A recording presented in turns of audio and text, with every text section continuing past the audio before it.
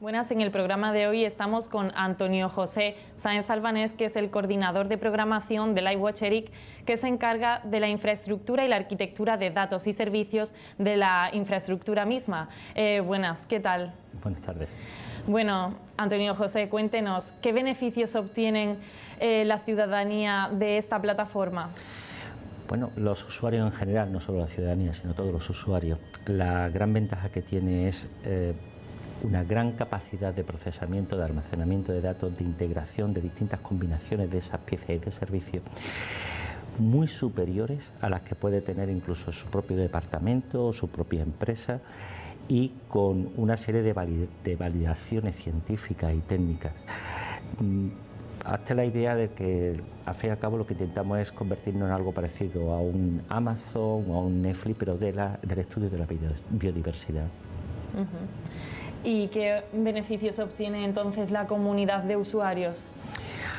Pues en su día a día tienen la capacidad de integrar datos, compartir datos, ser capaz de hacer experimentos con esos datos, procesarlos colaborativamente, con plenas garantías de que toda la información está correctamente almacenada, procesada, validada y con traza completa de todo lo que se está haciendo. Y eso es fundamental, por ejemplo, en ciencias, porque tú tienes que poder ser capaz de replicar el trabajo que has hecho.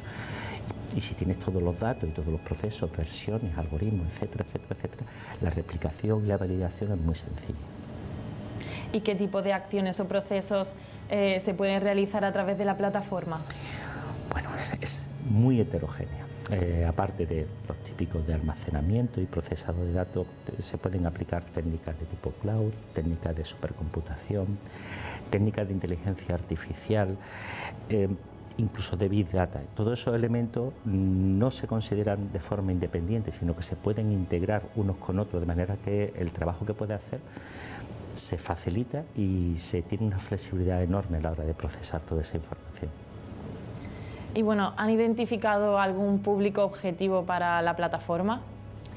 Inicialmente se identificaron 4 segmentos de público objetivo. Estaban evidentemente los investigadores, estaban los gestores medioambientales, estaban también lo que es el ciudadano que está interesado, las propias empresas, pero a medida que ha pasado el tiempo hay otro posible usuario más con el que se está trabajando, que son otras infraestructuras de investigación.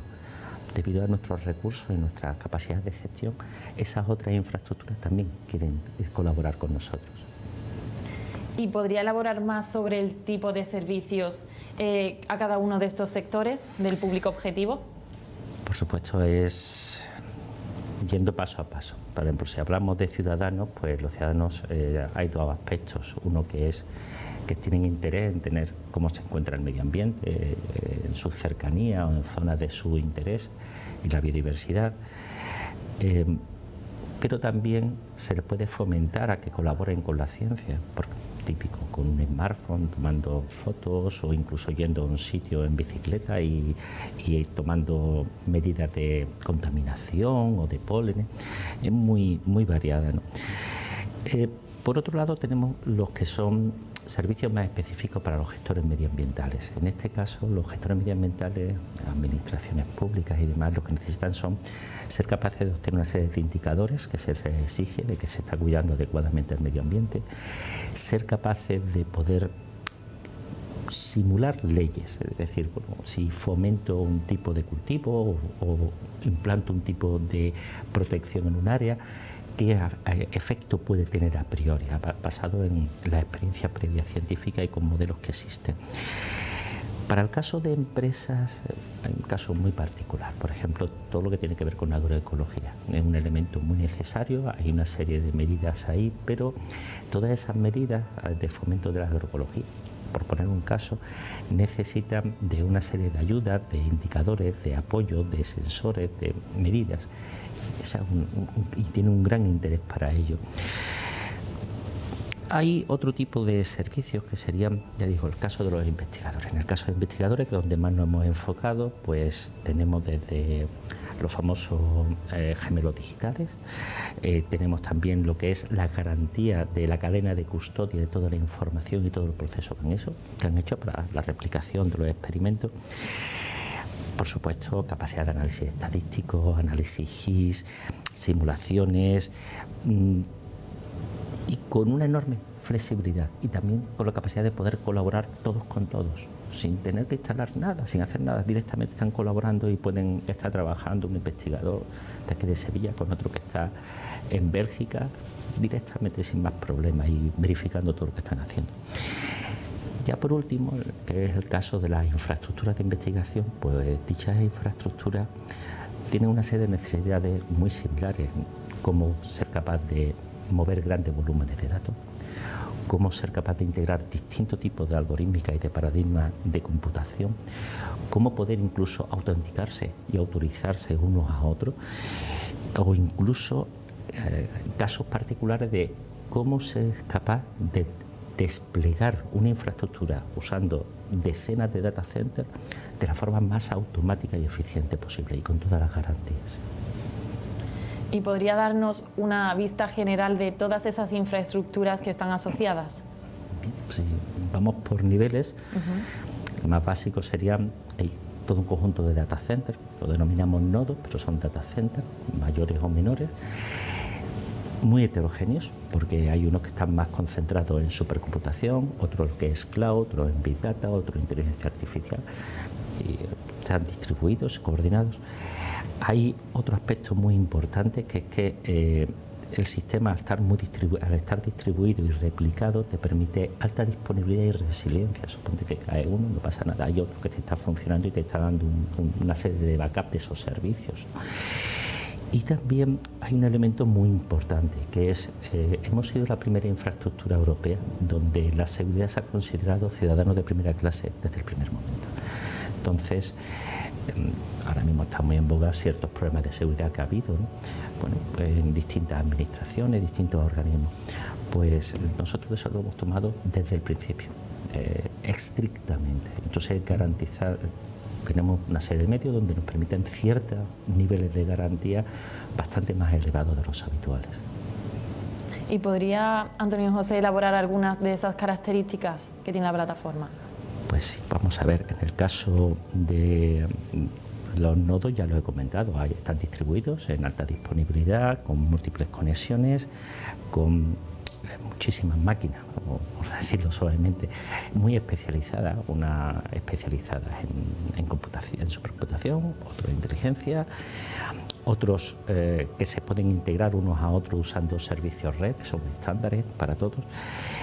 En el caso de la seguridad, bueno, pues tenemos lo que se denomina una red de acceso de cero confianza, es decir, todos los elementos integrados no se fían unos de otros por defecto. Entonces, eso nos garantiza evitar problemas, como hubo en algunas ocasiones. Tú tienes una infraestructura, te entran en uno de tus servidores y de ahí ya se difunden por todo. Nosotros lo tenemos eso totalmente protegido, por poner un ejemplo. También es cierto que verificamos y monitorizamos continuamente ante ataques, e incluso con sistemas de inteligencia artificial que prevén comportamientos anómalos y nos avisan o incluso cortan accesos si detectan algún elemento así. En el caso de la necesidad de computación flexible, normalmente los investigadores o los ciudadanos, tú dices, oye, mira, yo voy a necesitar tanto, pero a veces no sabes, no es eso lo que está consumiendo menos, no necesita tantos recursos, se puede dar servicio a más usuarios. Pues entonces esa capacidad de responder de forma dinámica a la necesidad, o incluso en un momento dado hay una serie de aplicaciones o de servicios que están corriendo en un sitio, pero por alguna necesidad se ve que es más eficiente que corran en otro data center porque los datos están allí más cercanos. No tenemos por qué mover los datos a un solo punto, podemos mover los algoritmos, las aplicaciones a otras. Y con plena garantía. Respecto al tema de la resiliencia, ya digo, tenemos no solamente sistemas de backup, también sistemas que se han comentado en otras entrevistas de blockchain de alta seguridad, resistente a todo tipo de intentos de modificación por agentes maliciosos y demás. No solo eso, sino también el hecho de que Todos y cada uno de estos servicios están replicados, están en alta disponibilidad, de que si cae uno, instantáneamente funciona el otro y demás, ¿no? Y por último hay casos especiales donde lo que se necesita es una reserva específica de capacidades, de almacenamiento, de procesamiento de ciertas aplicaciones. Entonces, pues, ante esa necesidad, pues se le hace una reserva con plenas garantías de manera que puedan usarlo ese grupo de investigación o ese organismo puede usarlo con suficientes garantías de respuesta adecuada. Sin duda tiene un montón de beneficios la plataforma, como me comenta. Y en cuanto al futuro, ¿cómo ve el futuro de la ciencia, ¿no? Y esa aplicación de los resultados científicos en base a la infraestructura de LifeWatch ERIC? Bueno, el primero y fundamental es si hay posibilidad de colaborar montones de científicos de forma coordinada y casi instantánea entre ellos. Eso facilita mucho la comunicación y facilita mucho el intercambio de ideas y de cómo trabajar. El hecho de además que trabajen de forma colaborativa en distintos grupos de datos, de procesos y demás, o incluso desarrollando sus propios procesos y después validándolo científicamente y añadiéndolo al sistema, todo eso lo que hace es aumentar la velocidad de proceso científico, no se necesita esperar a tener que se le firme un viaje a un científico a otro centro de investigación, que haga una estancia para poder trabajar como ocurría habitualmente, sino que pueden trabajar inmediatamente de forma instantánea. Eso facilita mucho la labor y el intercambio de ideas, pero también el hecho de que muchos de estos elementos se pueden contrastar frente a las necesidades de la ciudadanía y de los gestores de forma casi inmediata y ver cómo va evolucionando y se van modificando y adaptando a dicha necesidad, porque nunca se sabe todo desde el principio. Es un proceso de descubrimiento, de ver qué elementos son más útiles o menos útiles y se van enfocando las necesidades. Pero de todas formas nos encontramos ahora mismo ante una disyuntiva, porque todos estos elementos se ha visto en otros casos que ha dado lugar a nuevas preguntas y a nuevos resultados que no se esperaban al principio. Pues no esperamos lo mismo. Bueno, sin duda hay un montón de preguntas que se irán resolviendo. La verdad es que ha sido súper interesante lo que nos ha comentado y muchísimas gracias por estar hoy aquí con nosotros compartiendo esta información. Muchísimas gracias.